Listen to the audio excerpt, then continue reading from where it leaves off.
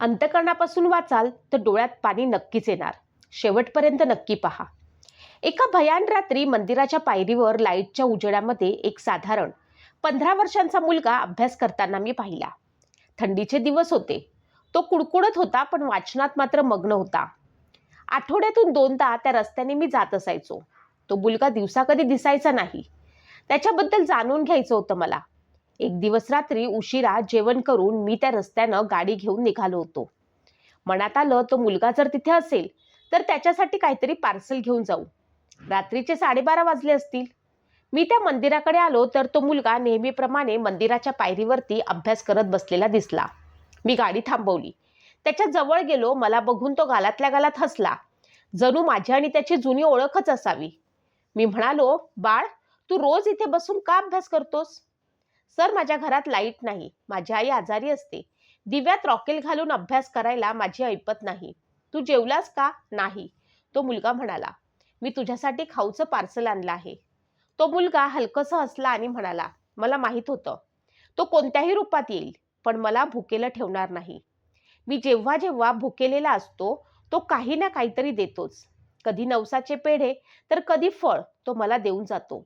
आज मी भुकेलेला होतो, पण निर्भीड होतो. मला माहित होतं तो काहीतरी कारण करून मला भेटायला येणारच, आणि तुम्ही आलात. तुम्ही देव आहात ना? मी निशब्द झालो. नकळत माझ्याकडनं पुण्याचं काम घडत होतं. रोज कर्जाच्या ओझ्याखाली दबताना देवाला कोसत होतो. त्याने आज मला देवाची उपाधी देऊन लाजवलं होतं. मी त्याला आणलेलं पार्सल दिलं आणि पाण्याची बाटली देखील. त्यानं तो अर्धवट खाऊ खाल्ला आणि म्हणाला, सर, तुम्ही इथेच थांबा. मी अर्ध माझ्या आईला देऊन येतो. माझे डोळे तरळले. काही बोलण्या अगोदरच रस्त्याने पळ काढला. त्याला काही विचारण्या अगोदर त्यानं सारं काही कृतीतून सांगितलं होतं. तो 5 मिनिटांनी परत आला. त्याच्या ओंजळीत पारिजातकाची फुलं होती. धापा टाकत उभा राहिला आणि म्हणाला, सर, माझी आई सांगते, ज्या परमेश्वरानं आपल्या पोटाची खळगी भरली त्याच्या चरणी ओंजळभर फुलं तरी वाहावीत. त्याचे हे बोलणे ऐकून मी क्षणभर डोळे बंद केले आणि त्या बंद दारातल्या पाषाणाकडे पाहिलं, तर तेही मला मुलाच्या गोड हसण्यासारखं वाटलं. नंतर कोरोनाच्या भीतीनं लॉकडाऊन लागलं. शाळा कॉलेज बंद झाल्या. देवळं ओस पडली. देवळानं कुलूपं ठोकली आणि रस्त्यावरती शुकशुकाट झाला. असंच एके दिवशी त्या मुलाची आठवण झाली. मुद्दाम त्या देवळाकडे डोकावलं. रात्रीची वेळ होती. देवळाच्या पायरीवरील लाईट बंद होते. तो मुलगा कुठे दिसला नाही. वाईट वाटलं मला. या महामारीत कुठे गेला असेल हा मुलगा? काय खात असेल? कसं जगत असेल? नाना प्रश्न आ वासून उभे राहिले. कोरोनाच्या महामारीत असंख्य प्राण गमावले. असाच आमचा एक मित्र पॉझिटिव्ह होऊन दगावला. मी त्याच्या अंत्यसंस्काराला स्मशानात गेलो होतो.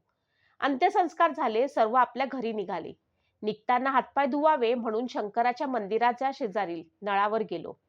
पाहतो तर तो मुलगा नळावर स्मशानात टाकलेले प्रेतावरचे सफेद कपडे धुवून त्या स्मशानाच्या भिंतीवर वाळत टाकत होता. मला बघून त्यानं आवाज दिला, सर. अरे, तू इथे काय करतोस? सर, आता मी इथेच राहतो. आम्ही घर बदललं. भाडं भरायला पैसे नव्हते. त्यातच लॉकडाऊनमध्ये शिवमंदिर बंद झालं. पायरीवरची लाईट बंद झाली. मग मला घेऊन आई इथे आली. काही झालं तरी शिक्षण थांबता कामा नये, असं तिनं सांगितलं. त्या शिवमंदिराचे दरवाजे बंद झाले, पण ह्या शवमंदिराचे दरवाजे कधी बंद होत नाहीत. तिथे जिवंत माणसं यायची, इथे मेलेली. या लाईट खाली माझा अभ्यास चालू असतो. सर, मी हार मानली नाही. आई सांगायची, ज्यानं जन्म दिला तोच भुकेची खळगी भरणार. मग तुझी आई कुठे आहे? सर, ती कोरोनाच्या आजारात गेली. 3 दिवस ताप खोकला होता. नंतर दम अडकला. मी कुठे गेलो नाही. इथे पडलेल्या तुटक्या अर्ध जळालेल्या लाकडांनी अग्नी दिला. 14 दिवस इथंच ह्या खोलीत होम क्वारंटाईन राहिलो. सरकारी कायदा मोडू नये, तो आपल्या भल्यासाठी असतो, असं ती सांगायची. आईच्या अस्थी समोरच्या नदीत विसर्जित केल्या आणि काल इथल्या स्मशानातल्या अग्नी देणाऱ्यांना जेवू करून घातलं आणि आईचं क्रियाकर्म आटपलं. सर, मी हरलेलो नाही, पण दुःख एवढंच आहे की मी पास झालेलो पाहायला आई या जगात नाही. ती जिथे ज्या जगात असेल तिथे खूप खुश असेल माझं यश बघून. कालच माझा रिझल्ट लागला. मी शाळेत पहिला आलोय. आता पुढच्या शिक्षणाचा खर्च माझे शिक्षक करणार आहेत. पण आता खरी अडचण उभी राहिलीये.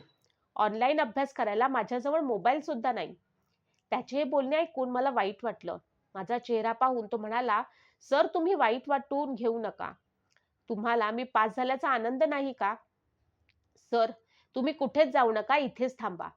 त्यानं छोट्याशा डब्यातून साखर आणली, चिमूटभर माझ्या हातावर ठेवली. सर, तोंड गोड करा. तो डब्बा ठेवायला त्या खोलीत गेला तोवर मी माझ्या तोंडावर त्या नळाचं पाणी मारून भानावर आलो. भरलेले डोळे लपवण्यासाठी तोंड धुतलं. सर, मला माहित होतं देव या जगात आहे आणि तो माझ्या आनंदात माझी पाठ थोपवायला नक्की येणार. त्यानं पुढे काही बोलण्या अगोदर मी माझ्या खिशातला माझा नवा मोबाईल त्या मुलाच्या हातावर टेकवला. त्याची पाठ थोपटून निमूटपणे बाय करून स्मशानातून बाहेर चालू लागलो. आता दर महिन्याला मी त्याचं रिचार्ज करतो न सांगता. मी त्या मुलाच्या डोळ्यात देव पाहिला, देव पाहिला, देव पाहिला. तो आकाश फाडून खाली आला नाही, ना विजांचा कडकडाट झाला, ना पृथ्वी थरथरली. तो अगदी हलके आला, जसा एखादा श्वास येतो आणि आपल्याला कळतही नाही आणि आपण जगत आहोत. मी देव पाहिला जेव्हा माझ्या डोळ्यात पाणी होतं आणि कोणी शब्द न बोलता माझ्या वेदनेला हात लावला. मी देव पाहिला जेव्हा अंधार फार दाट झाला होता आणि कुठेतरी एखाद्या छोट्याशा प्रकाशानं हार मानली नाही. मी देव पाहिला जेव्हा मी तुटलो होतो आणि तरीही माझ्यात कुठेतरी उभं राहण्याची ताकद उरली होती.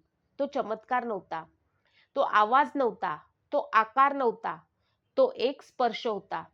एक शांत, धीर, एक न बोललेलं समजून घेणं. मी देव पाहिला जेव्हा क्षमा केली जरी मन ओरडत होतं. मी देव पाहिला जेव्हा स्वतःच्या वेदनेपेक्षा दुसऱ्याचं दुःख मोठं वाटलं. तेव्हा मी देव पाहिला जेव्हा मी अहंकार खाली ठेवला आणि मन मोकळं केलं. तो मंदिरात नव्हता, तो ग्रंथात नव्हता, तो शोधायला सापडत नाही, तो अचानक भेटतो. ज्या क्षणी आपण थोडेसे अधिक माणूस होतो तेव्हा मी देव पाहिला. तो डोळ्यांनी दिसत नाही, तो जाणवतो. तो वर नाही, तो आत आहे. आणि ज्या दिवशी मी स्वतःला ओळखलं त्या दिवशी मी देव पाहिला. मी देव पाहिला.